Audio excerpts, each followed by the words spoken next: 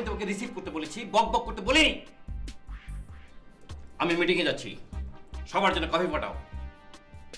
আরে পেশো।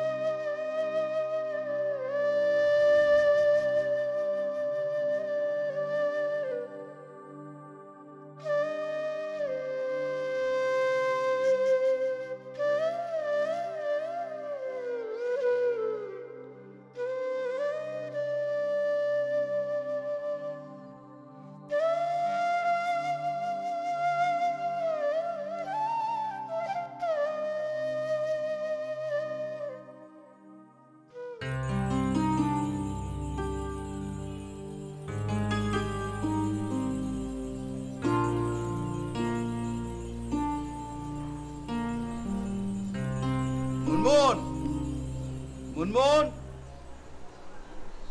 না থাক, আজ নিজেই চা বানিয়ে আনি।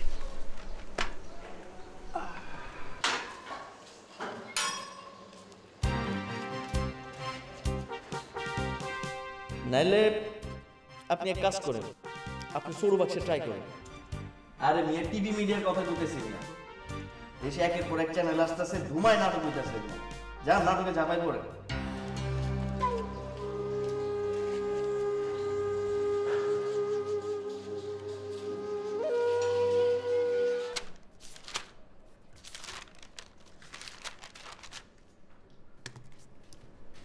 তুমি তো একটা অঙ্ক মেলাতে পারোনি।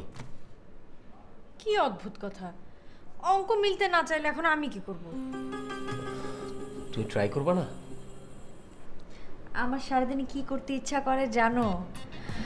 তোমার কথা ভাবতে ইচ্ছা করে, তোমার সাথে কথা বলতে ইচ্ছা করে, তোমাকে মারতে ইচ্ছা করে, তোমাকে আদর করতে। তোমার আদরের,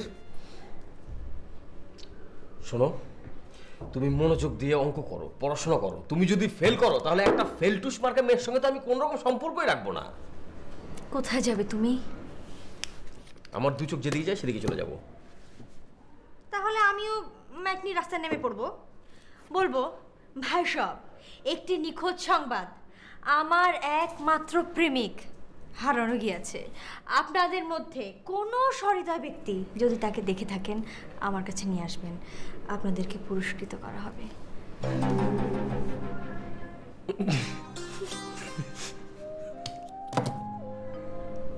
প্লিজ ফারজানা, দয়া করে তুমি পড়াশোনাটা করো।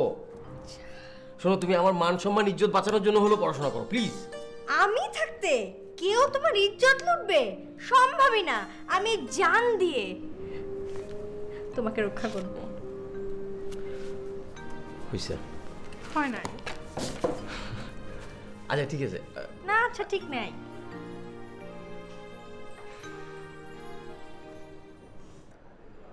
কি বললি?